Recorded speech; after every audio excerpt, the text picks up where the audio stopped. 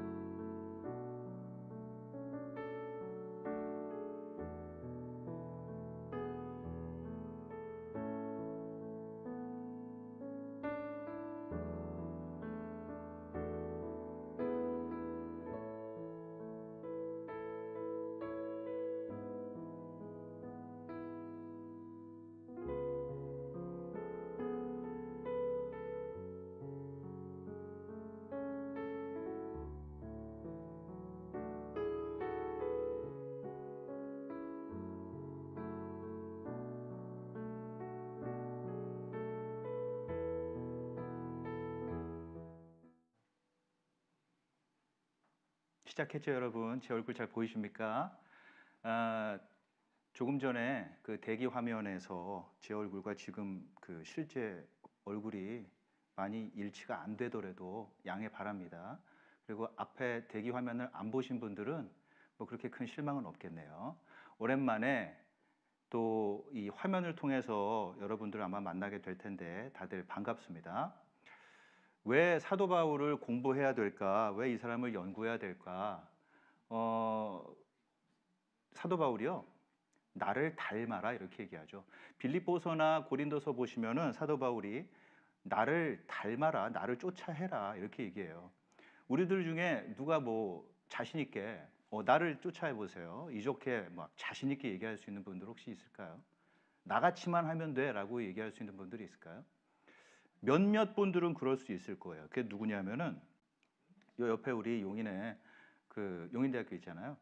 거기에 유학생들이 요새 꽤 있어요. 용인대학교가 특별하게도 그 격투기가 유명하잖아요. 그래서 거기 태권도 또 유도를 배우러 다른 나라에서 꽤 많이 옵니다. 그럼 그 친구들을 만나서 제가 물어봐요. 용인대학교에 왜 왔냐? 뭐 어떻게 용인을 알았냐? 대한민국에. 그다음에 굳이 꼭 이 학교에 왔어야 되냐? 근데 왔어야 된대요. 왜냐? 다른 데서는 배울 수 없는 태권도와 유도를 여기서 배울 수 있다. 어떻게? 왜냐? 뭐가 다른데? 바로 올림픽 챔피언들이 가르쳐 주기 때문이다. 그 챔피언들이 이렇게 하는 거야, 저렇게 하는 거야. 나를 따라해. 자, 이렇게 얘기한다는 거죠.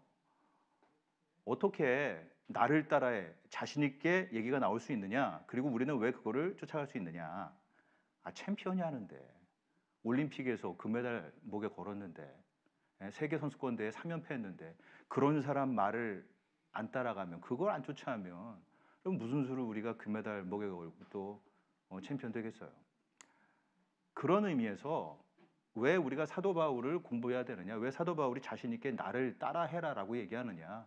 그다음에 사도 바울을 왜 하나님이 따라할 만한 사람이라고 성경에까지 그냥 기록하셨느냐? 챔피언이라 그렇습니다. 올림픽 챔피언, 뭐 세계 선수권 챔피언이 아니라 복음의 챔피언인 거죠. 그럼 따라할 만한 것 아니겠어요? 실제로 이 사도 바울을 굉장히 존경하는 많은 신학자들이 있어요. 또 그분의 작품을 통해서 내가 예수를 알았다, 복음을 알았다. 뭐 이름을 다 대기 어려울 만큼 많은 분들이 그런 얘기를 합니다. 또 심지어는 존 파이퍼 같은 분은 내가 사도 바울을 사랑하는 이유에서 30가지 이유를 책에도 쓰신 분이 있어요. 그 존 파이퍼 목사예요. 이와 같은 사도 바울을 우리가 그러므로 배울 필요가 있다는 거죠. 그분은 어찌 보면 하나님께서 세상 사람들에게 보여주는 챔피언의 모습일지 모르겠어요. 그리고 그 챔피언의 모습대로 우리가 살아가길 바라실지 모르겠습니다. 어떻게 보면은 사도 바울은 최고의 코치죠. 감독입니다. 그런 의미에서 앞으로 이 사도 바울을 네 가지 측면으로 한번 공부를 해보고 싶어요. 오늘 인간 사도 바울, 특별히 이 회심 때까지의 사도 바울을 한번 공부를 해보고 싶습니다. 그리고 그 다음 주에는 신학자로서의 사도 바울, 또 선교사로서의 사도 바울, 또 목회자로서의 사도 바울, 이렇게 좀 네 가지 측면으로 이분을 네 회에 걸쳐서 공부를 해보고 싶어요. 오늘 첫 번째로는 인간 바울을 공부해 보겠어요. 이력서의 그 형식으로 이 사람이 어떤 사람인가 한번 알아보죠. 예. 우리가 어떤 사람인가, 이 사람은 어떻게 살았나 이제 보려면은 우리 이력서 보는 것처럼 뭐 이 사람이 어떤 사람인지 따라할 만한 사람인지 이거를 간파하려면은 이력서 필요하다는 겁니다. 그래서 이력서의 형식을 따라서 일단 인간 바울을 공부를 해볼게요. 제가 우리 그 강의에 신청하신 분들한테는 아웃라인을 나눠드렸어요. 그 아웃라인 보시면서 강의를 같이 따라오시면 되겠고, 혹시나 유튜브로 바로 보시는 분들도 그렇게 뭐 제가 복잡한 헤드라인으로 강의를 진행하지 않으니까요. 그냥 같이 잘 따라오시면 되겠습니다.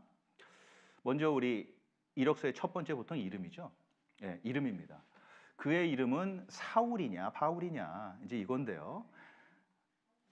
사도행전에 바울이라고 하는 사울이 성령이 충만하여 그를 주목하고 바울이라고 하는 사울이 이게 뭐예요? 바울이라는 겁니까? 사울이라는 겁니까? 이름이 뭔가요? 뭐 간단합니다. 간단하게 말해서 사울은 유대인의 이름, 바울은 당시의 공용어 그리스어 이름입니다. 라틴어 그 파울루스에서 바울이 오는 거예요. 그래서 당시에는 그 그레코 로만 시대에서는 이름이 보통 세 가지가 있었습니다. 당시에 그 왜 우리도 공무원 그저 어디죠? 공무를 보러 구청 가면은 거기 이름 적는 날 있잖아요.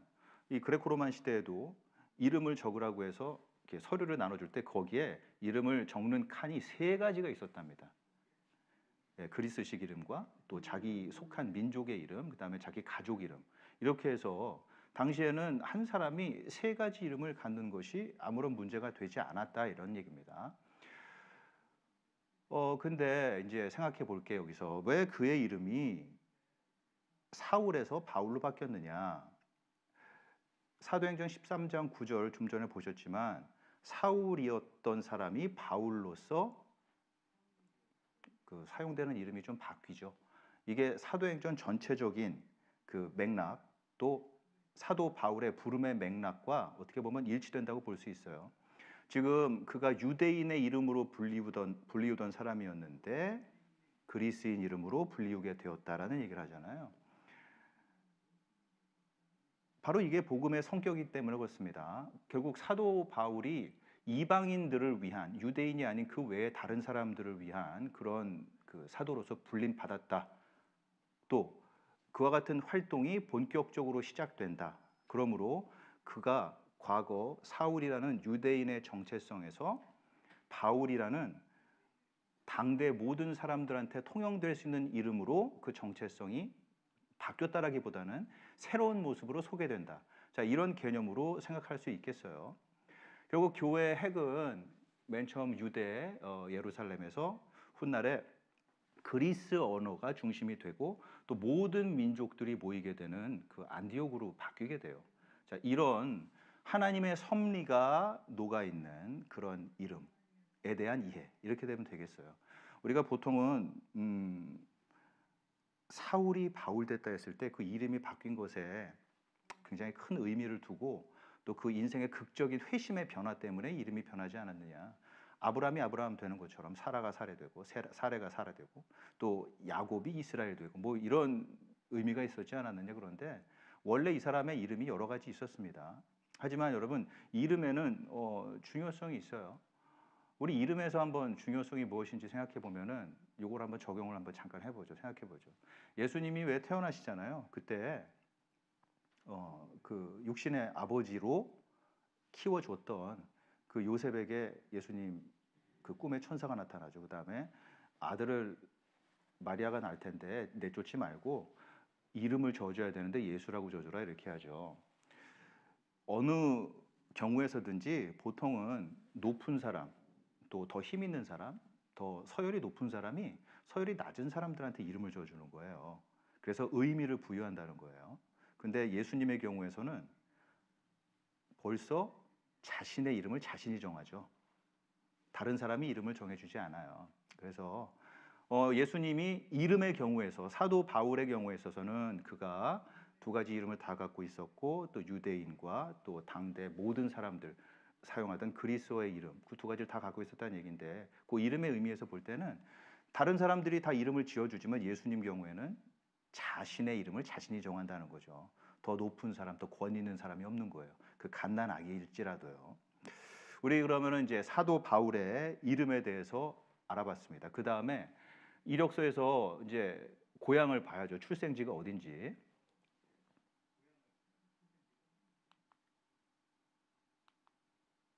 그가 출생한 곳, 나는 유대인으로 났다. 그 다음에 나는 다소에서 났다. 이렇게 돼 있죠. 다소입니다. 이 길릴리아 다소를 잠깐 소개를 해드릴게요.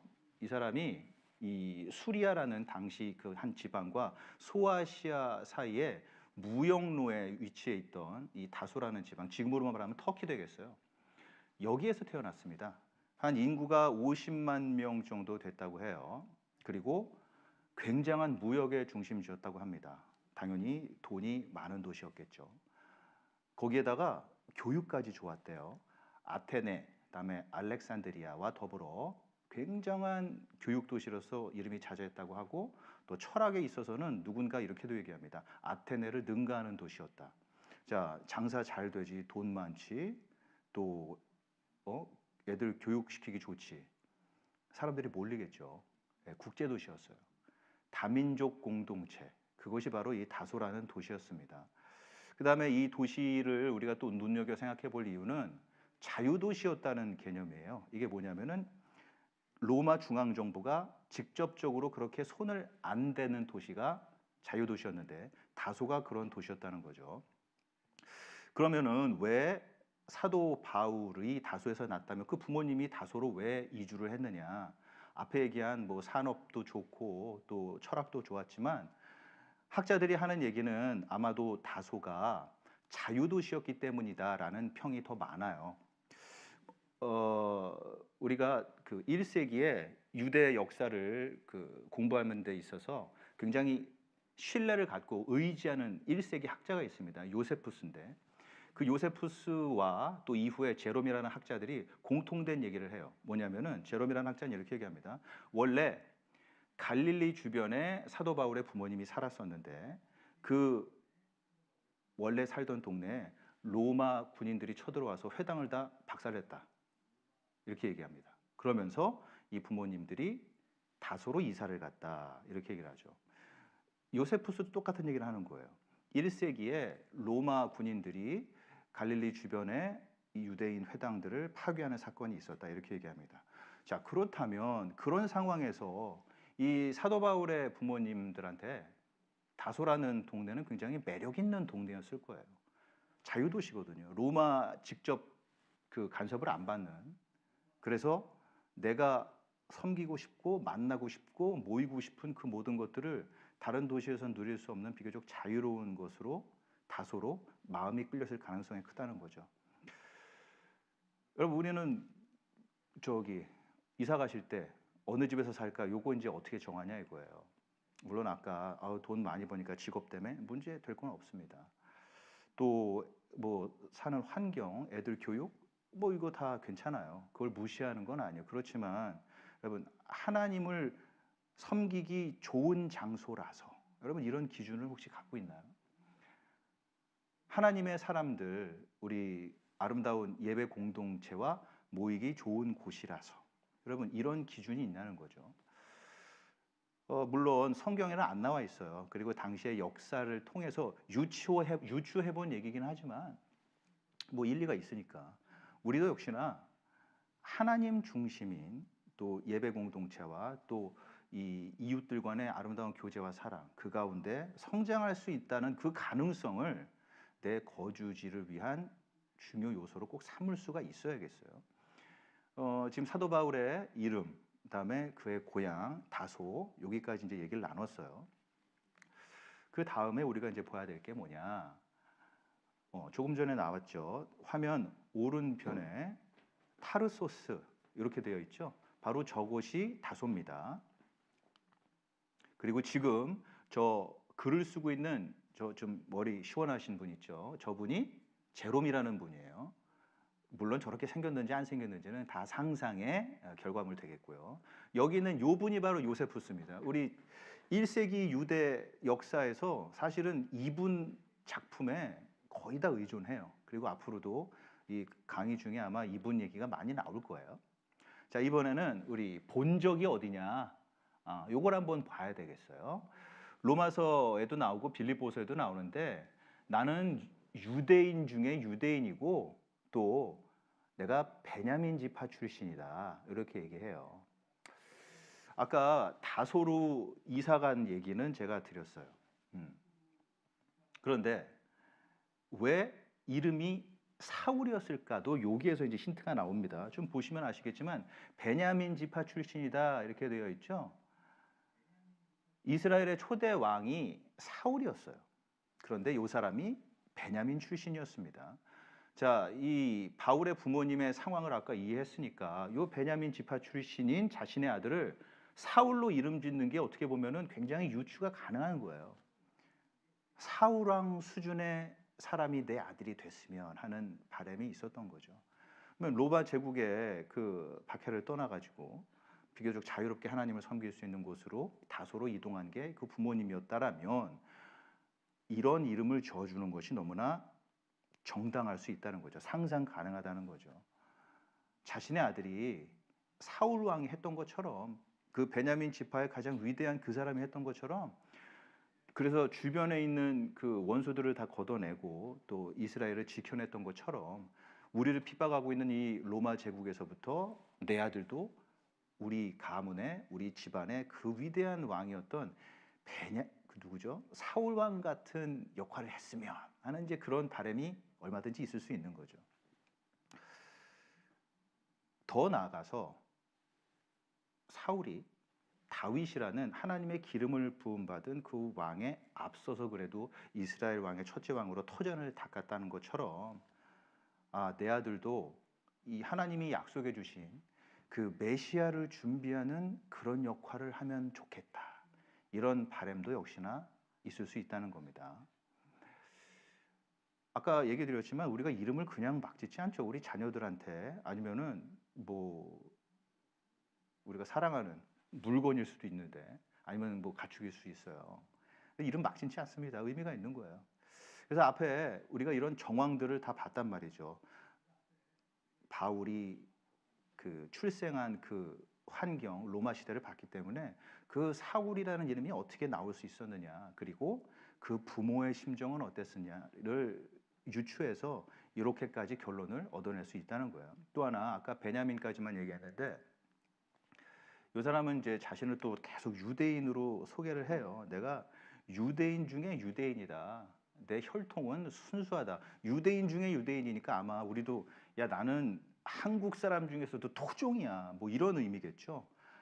우리 가족 중에 한국 사람이 아닌 사람이 없어. 뭐 이런 의미일 수 있겠어요. 그래서 뭐 혈통을 계속 추적해 가면 아마 다른 이방인 혈통은 전혀 없다라는 생각도 있을 거고 또 하나는 당시 이 그레코로만 시대에 이 그리스 문화, 헬레니즘이 너무 세상 가운데 잔뜩 퍼져 있었어요. 근데 나는 그런 헬레니즘의 영향을 안 받았다 이렇게 얘기할 수도 있어요. 뭐냐면 예를 들어서 우리 이민 2세들 있잖아요. 미국에 가서 부모님은 한국 사람이었지만 1.5세대로 가는 거고 여기 자녀들은 그 나라에서 태어났는데 거기서 이제 외치는 거예요. 나는 토종이야. 나는 한국 사람이야. 난 김치 없으면 밥 못 먹는 사람이야. 자, 이런 수준으로 얘기할 수 있었다라면은 지금 사도 바울도 역시나 나를 유대인 중에 유대인이다. 나는 헬레니즘에 빠지지 않았다. 내가 예루살렘에서 혹은 그 팔레스타인에서 벗어나 있었지만 나는 유대인이라는 정체성을 잃어본 적이 없다 이거죠. 그러면은 그 정체성이란 뭐냐? 첫째, 우리도 생각해 보세요. 만약에 나는 미국에서 태어났지만 한국 사람이야. 자신 있게 얘기할 수 있는 게 뭐냐? 한국말을 어떻게 보면 모국어 그 영어보다 더 잘하면 그렇게 할 수 있어요. 엄청나게 히브리어를 잘했다는 거예요. 그 집안에서도 계속 히브리어를 썼을 거라는 생각할 수 있겠어요.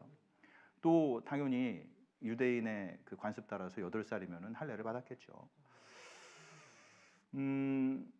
그다음에 이 가치관의 문제도 여기서 이제 얘기할 수 있는 건데 사도행전 보시면은 6장에 그 헬라파 유대인이 나오고 또 팔레스타인 지방의 유대인들이 갈라섰다 이렇게 되어 있어요.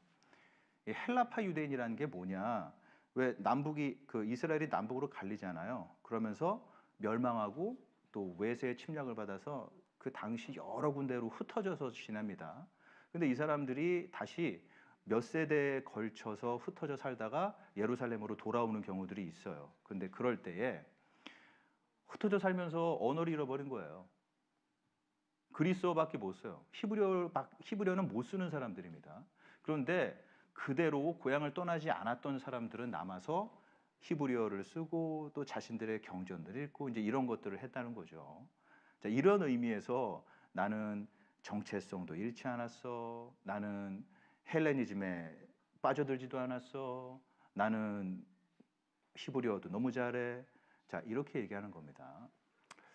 자신을 비록 팔레스타인에서는 떨어져 있었지만 모든 면에서 팔레스타인에 남아있던 그 유대인과 다를 바 없다. 나는 유대인 중에 유대인이다. 이거를 자신 있게 얘기하는 사람이 바로 사도 바울이었습니다. 이 사람이 그럼으로 해서 이 언어에 탁월했다는 거죠. 당시에 공용어는 라틴어라고 얘기하고 좀 고급 언어는 헬라어라고 얘기합니다. 그리고 유대인 중에 유대인이니까 히브리어를 사용했을 뿐만 아니라 그 팔레스타인 지역에서 특별히 유대인들 사이에서는 또 아람어라는 독특한 언어를 썼어요. 이 모든 것들을 다 자유자재로 사용하던 사람이 사도 바울이었어요. 어떻게 보면 이런 인물이 그 지중해 주변에 복음을 전하기에는 어떻게 보면 가장 적절한 인물일 수도 있겠어요. 왜냐하면은 여러분 언어의 차원에서 한번 요거를 생각해 보시죠.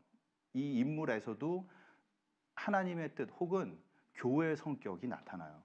오순절 교회가 맨 처음에 어떻게 생깁니까? 오순절 날 성령이 내려왔을 때 놀라운 일이 벌어지는 거예요. 그때 하나님의 큰 일을 전 세계 언어로서 얘기하는 그 사건이 기록에 나와 있어요. 사도행전에 나와 있습니다.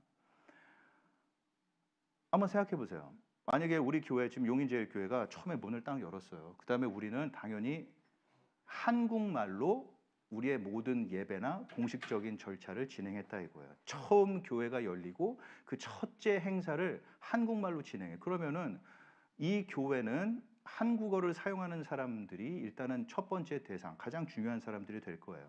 그다음에 혹시나 뭐 영어 사역이 있어요, 아니면 중국어 사역이 있습니다. 그 외에 다른 언어 사역이 있으면은 두 번째 중요한 부류들이 되겠죠. 다른 언어를 사용하는 사람들은. 그런데 여러분, 교회 시작 자체가 히브리어로만 시작한 게 아니에요. 교회 시작 자체가 아람어로만 시작된 게 아니라는 거예요. 교회 시작 자체가 다중언어로 됐어요. 특정한 부류를 목적으로 교회가 시작되지 않았다는 거예요. 그런 의미에서 사도 바울이 이 복음을 그리스어로도 라틴어로도 또 히브리어로 아람어로 자유자재로 어느 순간에나 구사할 수 있었다라는 것은 이런 복음의 성격, 교회의 성격을 또 가장 잘 드러낼 수 있는 그런 인물이 아니었겠느냐 이렇게 생각할 수 있는 겁니다. 자, 그 다음에 이제 우리가 살펴봐야 될 것이 있죠. 아까 얘기 나왔던 겁니다. 죄송해요. 제가 열심히 떠드느라고 이 PPT를 잠깐 놓치네요. 베냐민 지파라는 것이 여기 다시 한번 강조되는 이유는 그곳에서 바로 사울이라는 인물이 나왔다 이거예요. 제가 요걸 아까 말씀드리려고 했습니다. 이번에는 이 사람의 국적을 좀 알아볼까요? 국적. 사도행전 22장 27절 또 다른 여러 부분에서 사도행전에서 이 사람이 나는 로마 시민이다 얘기 나와요. 천부장이 와서 바울에게 말하되 너 로마 시민이냐? 그랬더니 맞다라고 얘기하는 거죠. 나는 로마 시민이다 이거예요. 타고 나면서 그 사람은 로마 시민이었어요. 당시에 로마 시민이 되는 방법이 있었습니다. 그냥 아무나 되는 게 아니었어요. 뭐 군복무 같은 걸 해야 돼요. 그래서 로마 제국에 뭐 어떤 공헌을 합니다. 그러면은 우리가 훈장 주듯이 로마 시민을 훈장과 그 포상으로 이렇게 주는 거였어요. 아니면 돈 주고 살 수도 있었습니다. 엄청나게 돈을 많이 줘야 돼요. 근데 사도 바울 같은 경우에는 그 시민권을 물려받았다는 얘기예요. 부모님으로부터. 이게 어떻게 또 가능할 수 있느냐? 앞에 얘기 나왔던 우리 요세푸스의 얘기를 또 한번 빌려서 얘기를 좀 해보죠. 이 사람이 뭐라고 얘기하냐면은 아까 그 다소라는 도시가 무역의 중심지잖아요. 그러니까 여기저기 물건을 들고 왔다 갔다 하는 사람들이 많았을 거다 이거예요. 그러면은 거기 천막도 써야 되고 뭐 실도 써야 되는데 이 다소라는 도시가 염소로 유명했고 그 염소 털 가지고 이 방직을 했던 데예요. 그다음에 염소 가죽을 쓰는 데고. 나중에 얘기 나와요. 근데 이제 그 부모님이 그런 실과 가죽을 다루면서 왔다 갔다 하는 그 모든 그 무역하는 사람들의 천막 같은 거를 수리해 주면서 떼돈을 벌지 않았겠느냐. 뭐 이런 이제 생각도 하는 거죠. 그러면서 그 떼돈 번 걸로 로마 시민 것을 샀을 것이다. 뭐 이렇게 얘기를 하는데 여러분 이거는 추측이에요. 성경이 없어요. 그렇지만 이게 나중에 사도 바울을 이해하는 데 도움이 되니까 미리 얘기 드린 거예요. 또 이 로마 시민 같은 경우에서는 함부로 그냥 공권력이 마음대로 불법 체포가 안 돼요. 반드시 그 로마 법에 따르는 모든 절차를 따라야 돼요. 함부로 이 로마 시민을 건드릴 수가 없습니다. 그래서 기소할 수 있고 정당하게 재판받을 수 있고 그다음에 끔찍한 처형, 십자가형 뭐 이런 것들은 또 면제받을 수 있는 그런 권한도 있었어요. 또 로마 시민은 내가 억울합니다 하면은 항소를 해요. 그래서 작은 법정에서 큰 법정으로 또 로마 법정까지 억울하면 계속 항소도 할 수 있었어요. 하나님이 이런 로마의 또 이 사법 제도를 사용하셔서 복음을 전파도 하십니다. 사도 바울이 너는 로마까지 가서 가이사도 만나고 거기서 복음을 전파해야 된다. 이 하나님 예수 그리스도의 음성까지 듣는데 이게 어떻게 될지 다들 자연재해 때문에 뭐 배도 망가져 또 옆에서 으르렁거리고 사도 바울 깔아 뭉개려고 하는 사람도 많어 다 좌절하고 힘든데 재판이 생기도록 하시는 거죠 하나님이. 그리고 로마 시민이니까 계속 항소에 항소를 거듭해서 결국 로마까지 가도록 하십니다. 이 로마 시민권 또 로마가 갖고 있던 이 사법제도 또 로마가 일어났던 그 어떤 비교적 공정한 행정력 그다음에 로마에서 그 군사들이 나가고 또 세금이 걷어들이고 또 물자들이 유통할 수 있도록 만들어 놓은 그 모든 교통로 이런 것들을 하나님이 이용하셔서 결국 사도 바울이 로마까지 가도록 하신다는 거죠. 로마 시민권이 여기서 중요하게 사용이 됩니다. 전략적으로 하나님이 사도 바울을 로마까지 가게 하실 때 아마 쓰이죠. 그렇죠. 가이사라고 얘기 나오는데 가이사는 이 모든 행정력과 또 이 교통로 그다음에 이 철저한 왕권 강화를 통한 이 통제가 다 자신을 든든하게 할 것이다라고 생각해요.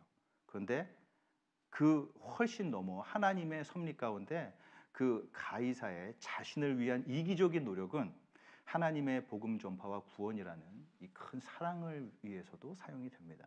이기적인 인간을 심지어 안 믿는 사람일지라도 하나님이 얼마든지 선하게 사용하실 수 있다.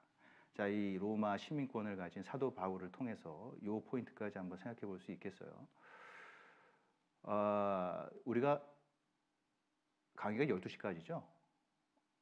제가 이 시간이 어쩌면 모자랄 수도 있을 것 같아서 이력서 가운데 몇몇 포인트는 제가 그냥 점프할 수도 있겠어요. 그런데 요거 궁금하시면은 그 강의 안에 제가 혹시나 거기를 건드리지 않고 넘어가면은 여러분 나중에 저랑 따로 차 한 잔 마시면서 얘기하든지 또 카톡이나 이런 것들을 통해서 또 얘기 나누시면 되겠습니다. 뭐 그럴 분이 있을까 싶긴 하지만 기대할게요, 여러분. 그다음에 이분의 이제 성장 배경을 좀 볼게요. 성장 배경입니다. 우리 자소서에 나오죠. 저는 뭐 이런 부모님 밑에서 이렇게 자랐습니다. 뭐 이런 것들이 나오잖아요. 자, 요게 이제 나오는 거예요. 그 후에 보세요. 바울이 아덴을 떠나 아테네입니다. 아덴은요. 고린도에 이르러 함께 살며 일을 하니 그의 생업은 천막을 만드는 것이더라. 이렇게 돼 있어요. 제가 아까 말씀드렸죠. 학자들이 왜 사도 바울은 천막을 만들었었느냐. 자, 요거를 바로 그 부모님 또 그 다소라는 도시의 성격으로서 끄집어내는 거예요. 아까 말씀드렸어요. 이거는 아마도 사도 바울의 가족 부모님 역시나 그 염소 가죽이나 아니면 방직으로 그 천을 만들어서 이거 뭐죠? 수레 그 캐러반 같은 거 이런 뚜껑 덮고 뭐 이런 것들을 도와주는 비즈니스를 하지 않았을 것이냐. 그러므로 그것을 곁에서 사도 바울도 배웠고 또 그것을 곳곳에서 써먹지 않았을까. 이렇게 얘기하는 겁니다. 또 이게 또 가능한 이유는 유대 관습이기 때문에도 그래요. 유대인들이 보통은 그 자기 부모님이 하시던 일을 그대로 물려받아서 하는 일이 많았거든요. 자, 요게 또 생각해 볼 문제가 있어요. 사도 바울이 천막을 만들면서 일종의 자비량 선교를 했다 이거잖아요. 요거 한번 생각해 보죠. 천막을 만들었단 말이에요. 이 사람이 맨 처음에 이 천막을 만들면서 사역하던 시절이 있는데 천막을 만들고 또 안식일에는 회당에 모여가지고 거기서 설교를 하는 그런 사역을 합니다. 또 이런 일은 이제 고린도에 있을 때 했고 또 에베소에서도 갔을 때 천막을 만들면서 사역을 했다 이렇게 얘기가 나와요. 근데 이제 천방을 만드는 일을 한번 생각해 보세요. 이게 존 스토트 목사님이 이 사도행전 그 주회를 할 때 그런 얘기를 하시더라고요. 사도 바울이 아침에 일찍 일을 하고 사람들이 모일 시간에 회당에서 설교를 하고 또 이후에 다시 천막 만드는 일로 투신했다. 이제 이렇게 얘기해요. F.F. 브루스라는 분도 똑같은 얘기를 하거든요. 그러니까 이게 이제 그 두 분의 얘기를 제가 기반으로 해서 얘기를 드리는 거예요. 만일 그분 얘기들이 사실이라면 이 사도 바울이라는 사람이 사무실에만 갇혀 있던 목회자가 아니었다는 거예요. 제가 뭐 풀타임 목회자가 돼야 된다 아니면은 뭐 자비량으로 목회를 해야 된다 이걸 얘기 드리는 게 아니라 현장에서 사람들의 목소리를 듣기를 주저하지 않은 사람, 항상 개방적인 사람, 사람들을 맞이할 준비가 된 사람이었다 이거죠. 방어적인 사람이 아니었다 이거야. 사람들을 대면하는 것이 껄끄럽지 않았다는 거예요. 우리는 보통 이 사도 바울의 성격이 그렇잖아요. 저기 그 지중해 주변을 돌면서 여기저기 다니면서 가르치고 설교하고 이건데 순회 설교자로만 만약에 사도 바울이 그냥 멈췄어요. 그래서 말씀 그냥 딱 전하고 볼일 보고 다른 데 또 찍고 이거 뭐냐? 뭐 관광객이랑 뭐가 다르겠어요. 그 곳에 그 시절에 있던 사람들의 고충과 아픔이 뭔지를 직접 봤을 것이고 그러므로 거기에 가장 적절하고 알맞은 방법으로 복음을 전달했을 것이고 동시에 사람들과 호흡하는 인생을 살았으므로 그들이 즉각적으로 자신한테 던지는 질문에도 얼마든지 대답하는 생동감 있는 말 그대로 우리가 지금 하고 있는 이 유튜브나 줌에서 지금 여러분들 다 들어오시는데 이 쌍방향으로 소통하는 방법의 목회자였다 이런 얘기예요. 이게 어떻게 가능하냐? 아버지가 천막 만들었으니까 그거를 실마리로 하여 그겁니다. 또 요새 또 이 얘기가 나올 거예요. 요새 얼마나 그 코로나 때문에 소상공인들 힘들어요. 근데 이 사도 바울이 천막 만들면서 사람들 만나면서 그 비즈니스 지역 경제 활성화에 대해서 얼마나 또 실질적인 고충을 느꼈겠냐 이거죠. 그 도시에 또 공공생활이 있을 거 아니에요. 또 그 도시에 어떤 불합리한 경제 체제나 또 뭐 세법 같은 것들 뭐 이런 호소들도 다 들었을 거란 얘기죠. 무슨 얘기냐? 우리들에게는 이웃을 위한 수고가 필요해요. 이 지역의 공공 발전을 위한 적극적인 참여가 필요하다는 겁니다. 이게 사도 바울한테 배우는 거예요.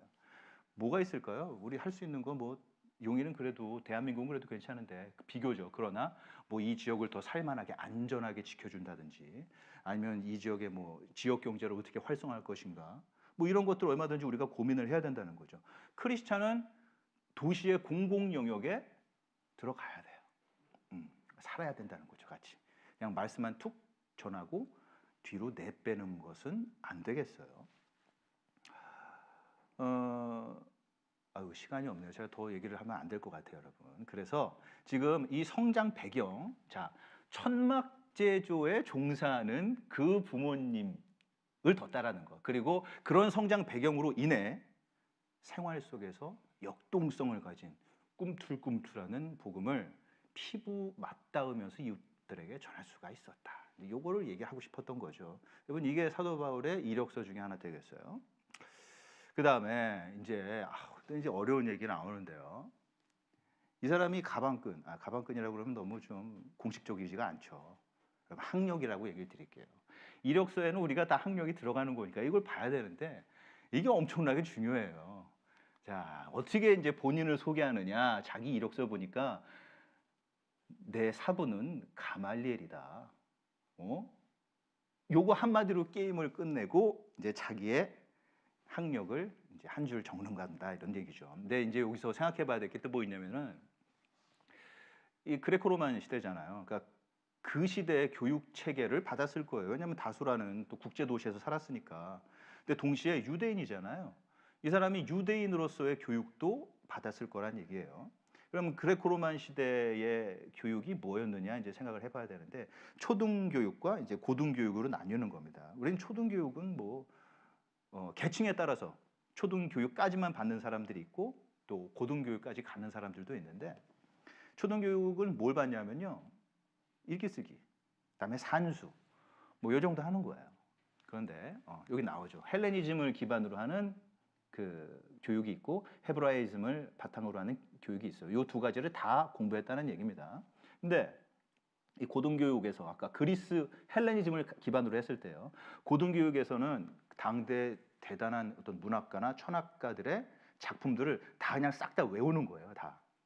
그다음에 거기에 단순한 덧셈 뺄셈 이상의 기하학, 그다음에 수학 이런 것들을 배웁니다. 거기에 음악을 비롯한 예술들을 배워요. 근데 여기에 더 중요한 것들은 이 당시에는 이 자신의 사상, 이 감정 또는 세상에 대한 이해를 다른 사람한테 설득시키는 방법으로 글을 쓰는 게 너무나 중요했어요. 자, 문학을 배웠지만 거기에 레토릭 수사학을 공부했다는 거예요.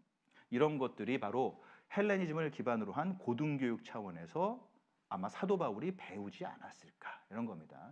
대단한 엘리트 교육을 받았을 것이다 이거예요. 다소가 또 이런 부분에 있어서도 탁월할 수 있는데 그 1세기의 스트라보라는 그 지리학자가 있어요. 이분이 다소에 대해서 평을 한 게 있습니다. 다소라는 도시가 대단히 아카데믹한 학구적인 도시다. 모든 사람들이 철학에 대한 큰 열정을 가지고 있는 도시다. 이렇게 소개를 하면서 또 하나 특징이 있는데, 근데 다소라는 도시가 알렉산드리아나 아테네와 같이 뭐 대단한 대학들도 있는데 이상하게 다소라는 도시에는 다른 도시와는 다르게 유학생들이 별로 없었다고 그래요. 다소 사람들만 다소에 모여서 공부했다. 왜 그런지는 모르겠어요. 그 다음에 다소를 또 떠나서 알렉산드리아나 아니면 다른 국제 도시에 공부하러 갔던 사람들이 다시 다소로 돌아오질 않았대요. 좀 국제 교류가 별로 신통치 않았나 봐요. 뭐 폐쇄적인 도시였나 싶기도 하지만요. 자, 일단은 헬레니즘을 기반으로 한 그런 교육을 받았다로 얘기를 드리자면은 또 유대인의 교육도 받았습니다. 이 사람이 두 단계로 나뉘어지는 아마 그 헤브라이즘을 기반으로 한 교육을 받았을 거예요. 율법을 배웠을 것이 틀림없어요. 헤브리 뭐 저기 다 아시죠? 우리 아기 5살 때부터 12살까지 성경을 공부해요. 그 다음에 율법, 그다음에 전통 이런 것들을 공부합니다. 그래서 아까 뭐 계속 이름 나온다고 그랬는데 그 요세푸스가 하는 얘기가 제가 얘기를 드릴게요. 우리가 처음 지각을 하게 될 때, 의식을 가지게 될 때 유대 소년들에겐 율법과 전통을 가르쳤다 이렇게 얘기해요. 그다음에 13세부터는요 계명의 아들 이렇게 얘기해요. 그러니까 배운 바를 어떻게 실천하면서 내 삶에 적용할 것인가를 12세, 3세 요때부터 가르쳤다 이렇게 얘기해요. 요게 여러분 유대식 교육이 누가복음에도 나오는 건 줄 아세요, 여러분? 요거 누가복음에도 나와요. 예수님도 요런 방식의 교육을 받았다는 게 나와요. 그 누가복음 2장 보시면은 예수님이 부모님이랑 12살 때 성전에 가요. 예루살렘에. 그리고 모든 행사가 다 끝나고 이 부모님도 정신없지. 그 아빠 엄마가 아들 내미를 성전에다 내놓고 그냥 집으로 오다가 없어졌네 해서 다시 돌아가잖아요. 그랬더니 예수님이 근데 요셉이 그런 거죠. 아버지가 아니 예수야 너 얼마나 걱정했는데 왜 여기 있어? 그랬더니 나는 아버지 집에 있어야 되는데 왜 그러세요? 이제 이렇게 얘기한단 말이에요. 아까 제가 12살, 13살 요때쯤부터는 그 배운 바를 실천하면서 아버지로부터 배워 또 자신의 앞날을 설계하고 능동적으로 살아가는 것이 13살부터 유대인한테 가능하다고 그랬잖아요. 그런 의미에서 요셉이 예수를 데려다가 요셉아 여기 예수야 여기 보이지? 저게 성전인 거야. 저 사람들 봐. 저 대제사장들 저 사람들이 지성소 들어가는 거고 저기 있는 제물들이 바로 저 제단에서 불살라지면서 우리의 속죄를 위해서 희생되는 것들이야. 이게 바로 유대인이고 이게 바로 성전인 거야. 자, 근데 예수가 12살에 이런 유대인의 교육을 받는 예수가 12살에 성전에서 아버지 집에 남아있다. 육신의 아버지가 아닌 진짜 아버지로부터 아마 유대 교육을 예수가 배우지 않았을까 이제 이렇게 생각하는 겁니다. 하늘 아버지가 예수님한테 얘기를 했을 거예요. 예수야 저기 대사장들 보이지? 저 사람들이 나를 위해서 제사는 지내는데 나중에 네가 대제사장이 돼야 되는 거 아니야? 예수야 너 저기 있는 동물들 보이지? 저 동물들이 다 속죄를 위해서 대신 사람들 대신 불태워지고 제단에서 나한테 향기로운 제물로 올라오는데 예수야, 너 나중에 네가 저거 돼야 돼. 어쩌면 12살에 그 성전에 머물던 예수 그리스도가 자신의 하늘 아버지로부터 이런 유대인식 교육을 받았을 수도 있죠. 이건 사실은 여러분 굉장히 설교적인 거지 아카데믹하게 듣지는 말아주세요. 그러나 그럴 가능성이 있고 동시에 예수님 또한 이와 같은 헬레니즘, 헤브라이즘 유대인 문화를 기반으로 한 그 교육 체계에서 공부했다. 요거까지 얘기를 할 수가 있겠어요. 그런데 이 아까 가멜리엘이라는 인물이 등장하잖아요. 요 가멜리엘을 좀 생각을 해봐야 돼요. 요 분이 기록이 잘 없어요. 가멜리엘이라는 사람을 어떻게 연구해야 되냐? 이게 잘 별로 없어요. 사도행전 5장에 한번 나오긴 나오는데요. 제가 현재 이스라엘에서 랍비로 활동하는 분들의 강연을 들은 적이 있어요. 근데 이 가멜리엘 얘기를 하더라고요. 당시에 예루살렘에 정말 탁월한 선생님들 밑에는 학생들이 배우겠다고 엄청 몰려왔다고 해요. 근데 이 가멜리엘이라는 사람 밑에 매해 3,000명이 몰려들었다고 그래요. 그러면 몇 명이 뽑히느냐? 2명 혹은 3명을 뽑았다고 그래요. 이건 경쟁률이 1,500대 1, 뭐 1,000대 1 이런 거예요.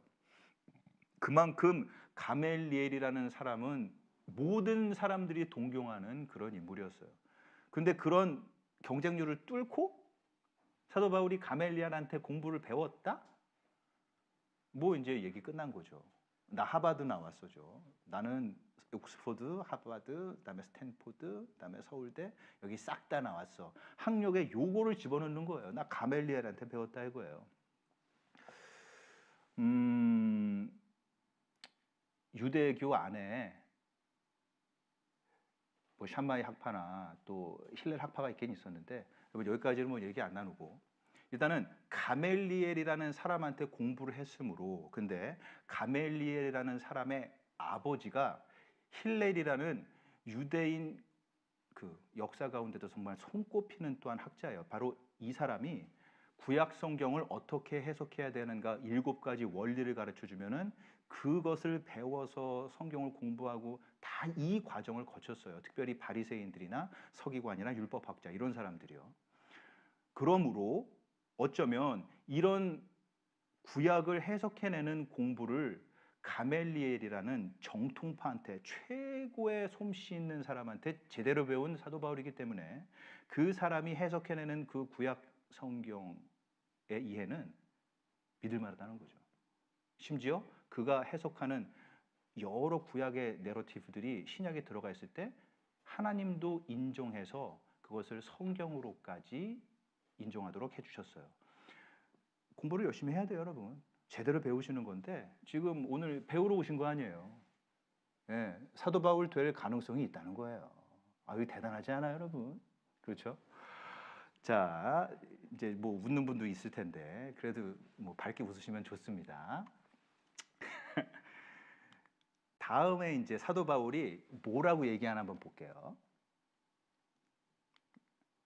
아까 예수님 얘기 나왔죠? 그 얘기고요. 아유, 제가 그냥 수다 떠느라고 PPT 넘기는 걸 많이 까먹었어요. 죄송합니다. 제가 얘기로 다 나눈 내용들이에요. 그다음에 우리는 이력서에 요거까지는 안 나오잖아요. 너 어느 당 밀어 이건데. 근데 요거를 좀 공부를 해야 돼. 이게 되게 중요합니다. 왜냐하면은 그 당시를 좀 이해해야 되는데, 이스라엘이 지금 여러분 그 로마한테 핍박당하는 상황이잖아요. 쫄리는 상황이잖아요. 우리는 아브라함 자손이고 우리는 하나님 말씀 받고 우리는 선택받은 민족인데 저 돼지도 먹는 저 로마인들이 우리를 깔아뭉개? 저는 불경건한 이방인들이 우리의 머리 위에서 우리를 지금 못 견디겠다. 자, 이렇게 해서 당시 로마 제국의 오큐페이션에 죄송합니다. 이 사람들이 어떻게 반응하냐에 따라서 파벌이 나뉘어요. 그거를 이제 얘기 드리는 거예요. 그러니까 여기에서 일단은 첫째, 크게 파벌이 네 수로 나뉘는데 제가 에세네파라고 먼저 얘기를 드릴게요. 이 사람들은 뭐냐? 로마가 다스리는 이 세상, 이 더러운 세상, 우리는 안 살겠다 하고 여기서 떠나버립니다. 그리고 저 어디야? 저 굴 속이나 아니면 들판에 가서 자기네들끼리 옹기종기 모여서 사는 거예요. 지극히 보수적인 사람들이다로 얘기할 수 있겠어요. 오늘날로 치면은 죄송해요. 오늘날로 정치 성향하면 이거 민감하니까 요거는 제가 스킵. 알아서 생각하세요. 그냥 이 사람들이 뭐냐? 율법을 지키는 거예요. 그러면서 철저하게 경건하게 사는 거예요. 그냥 거기 성경에 나오는 말 하나하나를 문자 그대로 고스란히 받아들이는 겁니다. 그리고 어디 사막 뛰쳐나가든지 동굴 속에 들어가서 그냥 메시아만 오시옵소서 주여 이것만 하는 거죠. 그래서 어떻게 보면 세상을 이분법적으로 살았다고 할 수 있겠어요. 아유 이놈의 세상 그리고 그와 떨어진 우리 자, 이분법적으로 사는 거예요. 근데 여러분 메시아가 도래할 때 예수님이 어떻게 얘기합니까? 메시아가 도래하는 그 마지막 날을 얘기할 때 너희들이 여인이 같은 들판에 있을지라도 한 사람은 들어올려지고 한 사람은 남는다 이거죠. 여러분 우리는 세상을 버리면 안 돼요. 현장에 있어야 됩니다. 이건 나중에 더 얘기 드리고. 자, 에세네파 보셨죠? 그다음에 또한 파벌이 있는데 이 열심당원들이 있어요. 에세네파랑 비슷합니다. 하나님을 간절하게 원하고 그분의 통치가 매우 중요한 사람들이긴 한데 에세네파와는 다르게 정치적으로나 군사적으로 무력 시위를 하는 사람들이에요. 테러리스트, 이렇게 액티비스트 이렇게 얘기할 수 있겠어요. 역사에서 실제로 이 사람들이 혁명을 주도했다가 뭐 체포도 하고 또 뭐죠? 처형당하고 이 기록들이 남아 있어요. 그러니까 우리가 무장해가지고 로마를 때려잡자, 이거 다 쓸어내자, 우리가 독립하자. 그다음에 우리 순수한 우리 이스라엘 왕국을 회복하자. 이제 이게 열심당원이었단 말이에요. 그리고 예수님의 제자 가운데 하나도 열심당원이었던 시몬 이렇게 이제 나오는 거죠. 다시 말해서 폭력적이다 이런 얘기예요. 여러분 근데 열심당원이 사실은 예수님의 정치 성향이 될 뻔한 거 아세요? 예수님이 정치 성향이 나는 뭐야 열심당이야 이렇게 얘기한 건 아닌데요. 어디서 나오냐면은 사람들이 이 예수라는 사람을 특히나 이 종교 지도자들이 예수라는 사람을 어떻게 해서든지 깔아뭉개야겠는데 이 사람이 유명해지잖아요. 사람들이 예수만 보면 열광하고 우리한테 떠나가지고 예수한테 가니까 저 예수를 어떻게 하면 끌어내리지? 요거를 생각하다가 예수를 정치적인 인물로 만들어야겠다. 저 인간을 열심당원으로 몰아붙여야겠다. 이렇게 하는 거예요. 이게 뭐냐면은 예수님한테 가서 예수님 저기 우리 시저한테 저 가이사한테 세금 내야 돼요? 말아야 돼요? 요거 물어보잖아요. 여러분 그게 무슨 의미인 줄 아세요? 아까 열심당원들이 저기 했다고 그랬잖아요. 제가 그 무력 봉기를 한다고 그랬잖아요. 이런 일들이 있었어요. 뭐냐면은 갈릴리안 유다스라고 있었어요. 그러니까 갈릴리 사람 유다라는 사람이 이 예수님 시절 전에 무력 봉기를 합니다. 근데 이 사람이 이 로마 제국에 대해서 저항하기 위해서 하는 것이 세 가지가 있었어요. 뭐냐? 첫째, 성전에 들어가서 로마 제국의 사람들을 다 쓸어내요. 이 거룩한 데서 어디 이방인들이 와가지고 지금 행패를 부리고 말이야. 니네들이 뭔데 여기서 지금 깝치는 거야. 자, 이렇게 해서 성전을 정화하는 일을 합니다. 여러분 아시죠? 예수님도 그 스토리에서 가이사한테 돈을 내야 되나요? 라는 그 내러티브 바로 앞에서 성전 정화를 해요. 그다음에 또 하나 그 옛날에 일어났던 그 무력 봉기에서 또 하나 했던 게 뭐냐면은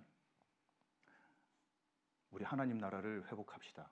이 부조리한 세상, 저 로마 제국의 저 포갑 이런 것들은 다 걷어내고 우리 하나님 주권으로 우리가 이 땅을 다스려 나아가는 하나님 나라를 건설합시다. 이거를 얘기했단 말이에요.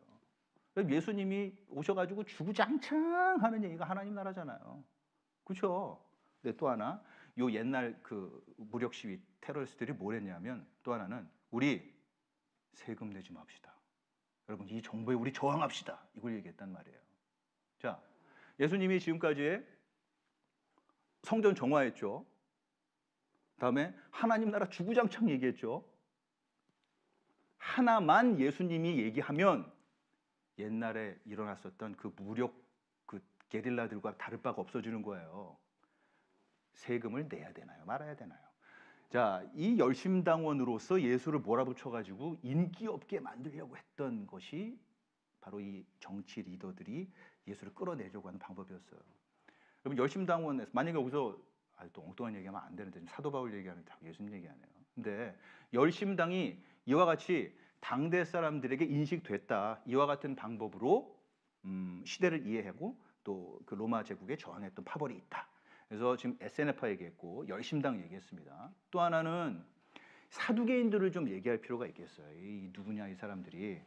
이 사람은 왜 사독이라는 이름이 딱 떠오르죠? 이 대제사장 가문이에요.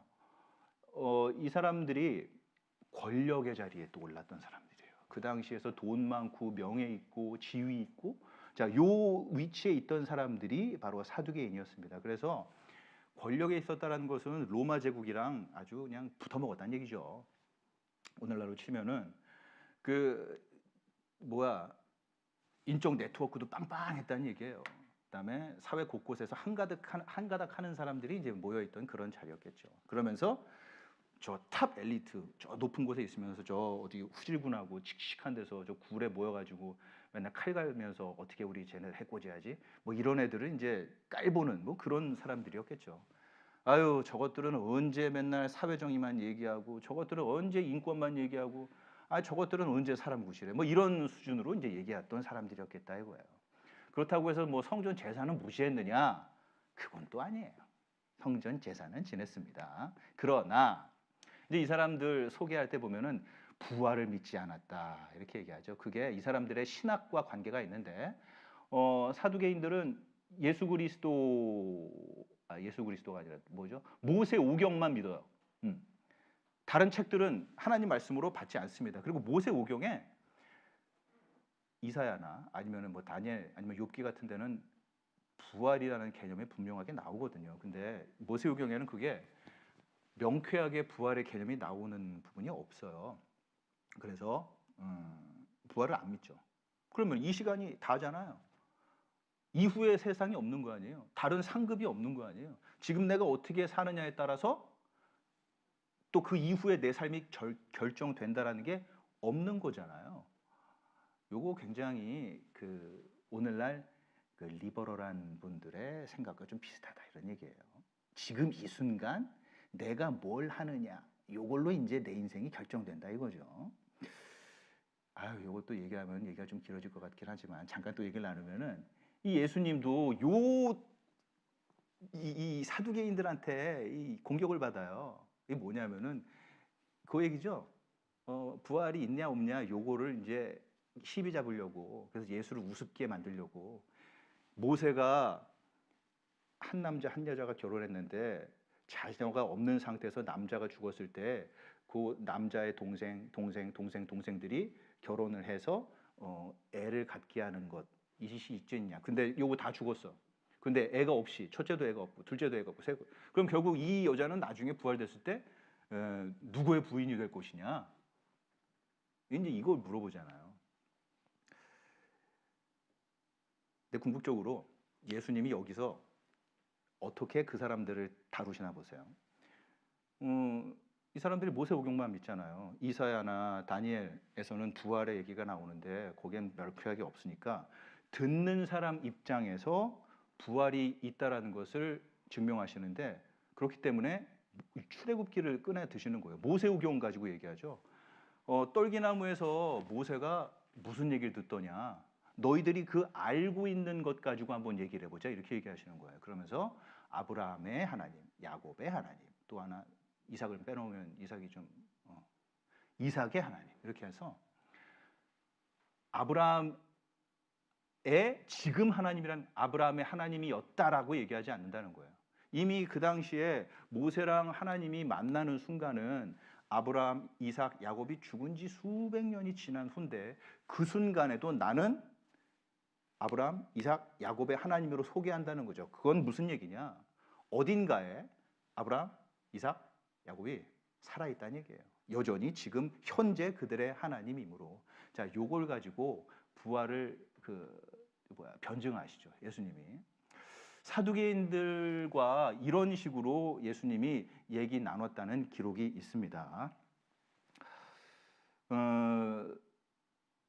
더 얘기를 나누면은 뒤에 바리새인 얘기를 또 이어나가지 못하니까 우리가 막상 우리가 사도 바울이 바리새인인데 너무 엉뚱한 얘기를 했죠.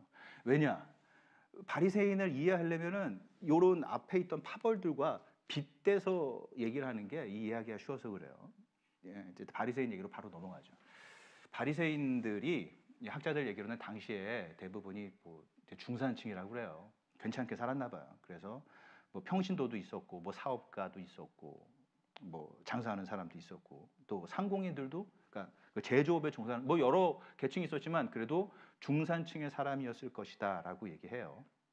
그리고 특별히 그 율법 학자나 서기관들이 없더라도 알아서 성경 해석이 가능한 사람들이었을 것이다로 얘기를 합니다. 물론 뭐 복잡한 것들은 서기관들 불러야 돼요, 여러분. 여러분 그냥 뭐 이런 유튜브나 아니면은 이런 데서 엉뚱한 사람들 거 많이 보시잖아요. 제가 다 아는데 걸러 들을 수 있는 여러분 그 필터를 갖고 계셔야 돼요. 그럴 때는 그래도 엉뚱한 소리 안 하는 믿을 만한 누군가가 옆에서 여러분을 도와줘야 된단 말이에요. 자, 요 바리새인들이요. 그래도 나름 겸손한 사람이었어요. 아주 복잡하고 미묘하고 상세한 부분을 이해하기 위해서는 서기관들을 불렀지만 다른 부분에 있어서는 성경 해석하는데 문제가 없었다. 이제 이렇게 얘기를 합니다. 또 이 바리새인들이 바리새인들만의 어떤 그 폐쇄적인 공동체 안에서 자기들끼리 좀 살았다고 해요. 그 다음에 그 멤버가 되기 위한 절차는 굉장히 까다로웠다. 이렇게 얘기하는데 바리새인들 사이에서 그 폐쇄된 공동체 사이에서 특별히 꼭 지켜야 한다라고 강조한 것이 두 가지인데 하나는 11조, 또 하나는 정결법이다. 이렇게 얘기를 하죠. 제가 PPT를 많이 못 넘겼어요. 여러분 죄송합니다. 아까 얘기 나오죠. 나는 바리새인이다. 지금 바리새인 얘기하는 거예요. 그 다음에 사두개인과 SNF파와 열심당. 요 세 부류의 특징들을 정리했습니다. 자, 일단은 여기까지 일단 더 넘어가서 볼게요. 그래서 이 사람들이 탁월한 성경 해석이 가능한 사람들이었다. 이제 이렇게 되는 거예요. 그리고 앞에 그 우리 누구야 얘네들 사두개 SN의 열심당들이 있는데 얘네들과 이제 비교되는 게 뭐냐면은 구약 율법에 대해서 굉장히 철저했다고 해요. 그러니까 기록된 율법뿐만이 아니라 구전으로 내려온 율법, 전통, 관습에도 굉장히 철저했다. 그럼 이 구전 율법은 어디서 나왔느냐? 얼마든지 이렇게 생각할 수 있어요. 뭐냐면은 우리가 바벨론 포로 시절이 이스라엘 사람들한테는 큰 좌절의 순간이었죠. 나라 잃고 또 원수들 밑에서 발에 밟히는 인생을 사는데 우리가 왜 이렇게 살게 됐지? 우리가 왜 예루살렘을 떠나서 이 고생을 하고 있지? 자, 이 사람들이 생각을 해보니까 우리가 하나님 율법 준수에 실패했구나. 요거를 생각한 거예요. 그러면서 그 당시부터 바벨론 포로 시절부터 내가 어떻게 하면 이 율법에서 벗어나지 않지? 어떻게 하면 요 테두리 안에서 살 수 있지?를 생각했다고 해요. 그러면서 그 율법을 구체적으로 어떻게 실천해야 하는지에 대한 관습들이 전통들이 생겨나고 그것이 대대손손 밑으로 내려왔다고 합니다. 아까 또 요세푸스 얘기 안 할 수가 없는데 이 바리새인들이 이렇게 모세 율법에는 기록되어 있지 않으나 앞선 세대로부터 내려오는 이 관습과 전통에 대해서 굉장히 철저했다. 그리고 바로 이 점이 사두개인과 아까 사두개인 나오죠. 사두개인과 바리새인을 갈라놓는 가장 결정적인 요인 가운데 하나였다라고 평가를 합니다. 사실은 예수님이 바리새인도 꾸짖고 사두개인도 꾸짖어요. 근데 이 얘기를 하면은 너무 얘기가 길어지니까 바로 또 딱 넘어갈게요. 자, 그리고 앞에서 얘기했던 것처럼 이 바리새인들이 그 성경 해석에 탁월했다는 거예요. 하나님의 말씀을 해석해낼 수 있는데 그걸 적용까지 했다는 거잖아요. 아까 얘기했듯이 이 모든 것들이 가능한 이유는 그 학파 중에 힐렐 학파에서 성경의 7가지 해석 원리를 알려주고 그 제대로 배운 가말리엘이 있었고 가말리엘 밑에서 사도 바울이 배우고 그다음에 이 사도 바울이 아까 여러분 SNF와 다른 게 이거잖아요. 그냥 걔네들은 저쪽 들판에 나가서 그냥 주여 이것만 하고 계속 불불불 이것만 했을 수도 있다 이런 얘기예요. 그런데 사도 바울 같은 경우에는 머리를 쓰면서 이성을 가지고 성경을 해석해내고 그게 지금 나랑 무슨 상관인지에 고민을 하면서 실천까지 끌어내는 능력이 있었다 이런 얘기예요. 이게 바로 바리새인들의 특징이다라고 역시나 얘기하죠. 근데 물론 이게 뭐 잘한다는 건 아니에요. 그 솜씨가 있어서 그걸 나중에 써먹기는 해요. 근데 예수님이 하는 얘기가 그거죠. 바리새인들이 너는 섬세하게 상세한 그 외면의 행동에만 집중하지 마음의 문제에서는 소홀하구나 이제 이걸 얘기하는 거죠. 그래서 이 바리새인들이 하나님 앞에 열심으로 최선을 다하고 말씀을 생활 가운데 실천하고자 했던 사람들이었다. 긍정적인 면이 있어요. 그런데 이제 요거 빨리 얘기를 드릴게요. 앞에 PPT를 잠깐 보면요. 아까 그 우리 다른 당원들의 SN에 또 저 누구야 열심당 사두개인들을 봤잖아요. 그에 비해서 아까 바리새인들의 특징을 봤는데 과연 바리새인들이 왜 그렇게 욕을 먹느냐 이거예요. 뭐가 문제인지를 좀 볼게요. PPT를 한번 보시면요. 그렇죠. 여기 보세요. 자, 먼저 사두개인들에 대해서 바리새인들이 이런 자세를 갖고 있다는 거예요. 아유, 저것들 이스라엘 민족을 팔아먹고 로마에 들러붙어서 출세만 추구하고 배만 두들기고 저런 세속적인 인간들. 그래도 나는 다행이야. 저렇지는 않잖아. 내가 완전하게 하나님 뜻을 다 따르지 못해도 내가 저렇지는 않잖아. 자, 완충장치를 하나 두는 거죠. 나한테 보호막을 하나 치는 거예요. SNF는 어떻습니까? 아우 저 무식한 인간들. 아니 하나님 말씀 몰라? 애들을 왜 때려잡어? 왜 사람들을 죽여? 절에서 기독교가 욕먹는 거야. 아니 사회 정의만 부르짖고 왜 한 사람 한 사람이 구원받아야 될 건 몰라. 물론 나도 완벽한 건 아니지만 내가 쟤네들이 같진 않잖아. 여러분 여기서 이제 완충장치를 갖는 거죠. 또 하나. 아이고 제가 아까 열심당을 얘기했죠. 다음에 SNF파. 아유 저런. 아니 저것들은 무슨 성경에 그냥 그 한자 한자 그대로만 받아들이지 저게 왜 적혔는지 그다음에 저 성경이 어느 배경에서 무슨 목적으로 써졌는지 모르고 그냥 초자연적으로 기적적으로 그냥 찌릿한 것만 원하고 아 어떻게 이렇게 머리를 안 써. 하나님이 뇌를 괜히 주셨나. 그래도 우리는 이 사회 가운데에서 우리 목소리 높이고 또 세상과 섞이면서 좋은 세상으로 만들어 보려고 하는데 아유 우리는 쟤네들 같지는 않잖아. 자 뭡니까? 여기 있는 이 사두개인, SNF파, 열심당 이 모든 사람들과 자신들을 빗대어서 비교하면서 비록 하나님 앞에서 내가 완벽하지는 않지만 저들 같지는 않잖아. 자, 하나님과 나 사이에서 저들 같지는 않다라는 나의 의의를 끄집어내는 사람들이었어요. 여러분 그 주변에 있던 모든 파벌들 가운데에서 그래도 내가 이런 정도까지는 아니잖아. 자, 이런 방법으로 해서 자신을 정당화했다는 거죠. 그래서 아까 그 학자들 사이에서 바리새인들이 중산층이라고 얘기하잖아요. 괜찮은 사람들, 그냥 중간층에 영적으로도 정확하게 중간에 있던 사람이에요. 그럼 중산층이 뭡니까? 저 꼭대기에 올라가지는 못해. 아주 부자는 아니야. 그렇지만 어느 정도는 산다로 안심해하는 사람이죠.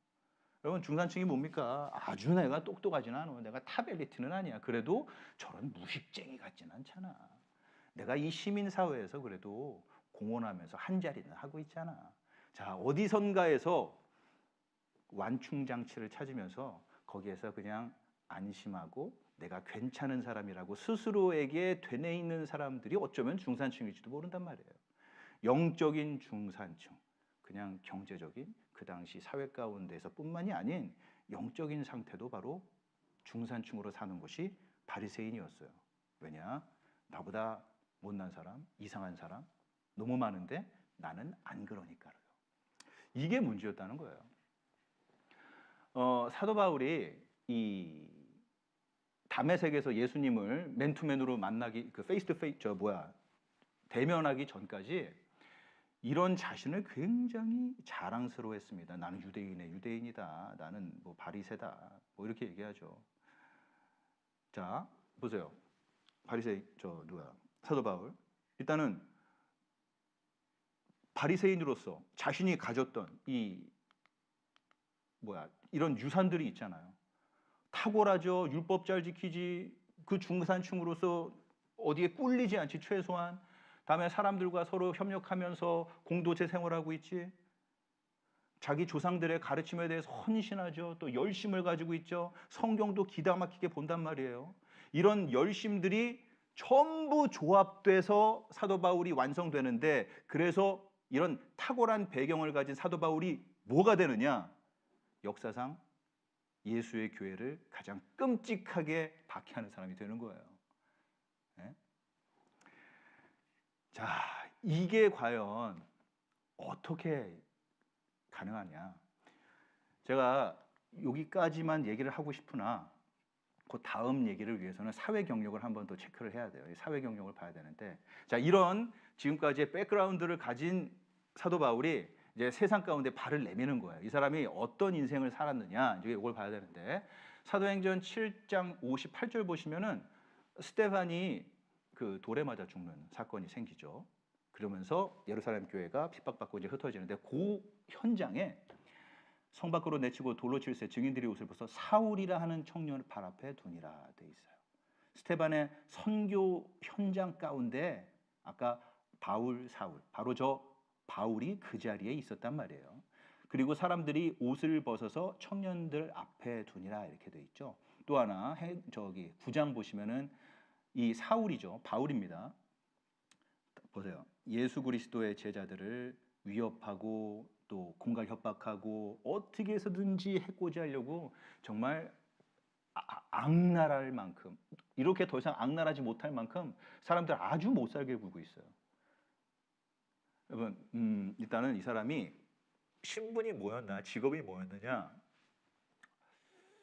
학자들의 많은 공통적인 얘기가 사내들인 회원이지 않았을까 이렇게 얘기합니다. 사내들인이라는 게 유대인 공동체에서 최고의 의결 기관이에요. 물론 로마 그 정부의 간섭은 받았지만 로마 정부의 그 정책 가운데 하나가 어떤 민족의 정체성은 그대로 살려두는 거였어요.